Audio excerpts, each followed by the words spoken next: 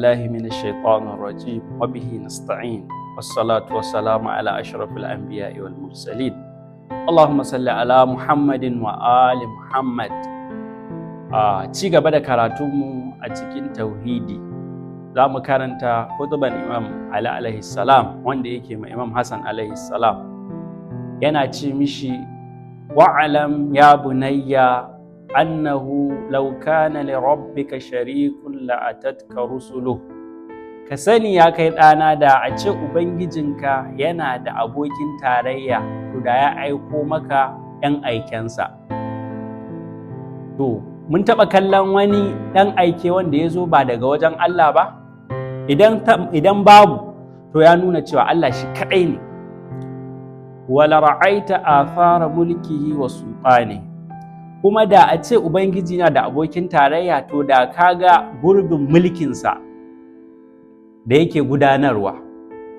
Wala arafta af'alahu wa sifatihi, da kuma ka san ayyukansa da siffofinsa. Ka gani?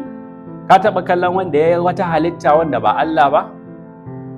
Hatta kafirai Allah ya ce wala in sa'altahum man khalaqa as-samawati wal arda la yaquluna Allah.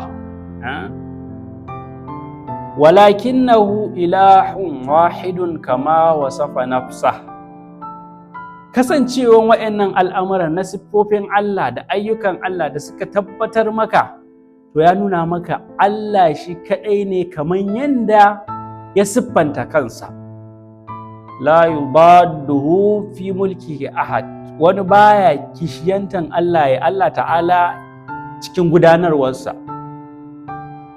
Wala yazulu abadan, Allah kuma baya gushewa har abadan. Wala yazulu abadan, Allah baya gushewa har abada. Walam yazal awwalun qabla al-ashya'i bila awwaliya, Allah bai kasance ba shine farko tun kafin farko. Imam zai mana bayani wa akhirun ba'da al-ashya'i bila nihaya, shine kuma ƙarshe wanda bayan komai ya ƙare, kamar yadda ya faɗa a cikin alƙur'ani kullu shay'in halikun illa wajha.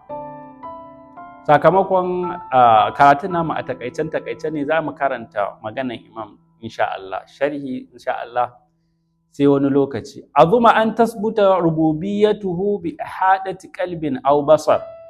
To duk wannan bayanin da Imam Ali yake yi yace to girman Allah ya wuce ka ce za ka yi ihadansa da zuciyanka ko da ganinka, kamar yadda hatta annabawan Allah sun nemi Allah ya ce annabi Musa rabbi arini anzur ilai qala lan tarani walakin zur ila aljabal. Ka gani? To fala ina ga mutum dan adam, ba zai yiwu mutum kuma Allah ya ce wala yuhituna bi shay'in min ilmihi, ba zai yiwu su fefaye sanin min, ka gani, litab'id ilmihi ba fa zatinsa ba ko aikinsa, a ilmin Allah ba zai yiwu a fefaye saninsa ba. To ina ga girman Allah maɗaukakin sarki, ilimin Allah wala yuhituna bi shay'in min ilmihi illa bima sha, sai abin da Allah ya so ya sanar ne, kuma ya ce wa fawqa kulli zi ilmin alim. To da kuma abubuwan da manzo ya gaya mana na ilimin muka, musamman Imam Ali cewa yana da ilimi, to ina ga ilimin Allah maɗaukakin sarki. To shine Imam Ali yake cewa girman Allah ya wuce kai ce za ka kefaye saninsa da zuciyanka ko da ganinka, wannan mustahil. Saboda me? Kai kana da farko sannan kana da ƙarshe. Ta yaya?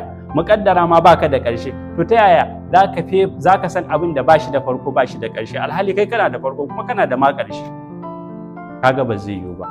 Imam ya ce fa'iza arabta zalika faf'al kama yanbaghi li mithlika an yaf'alahu fi sigari khatari.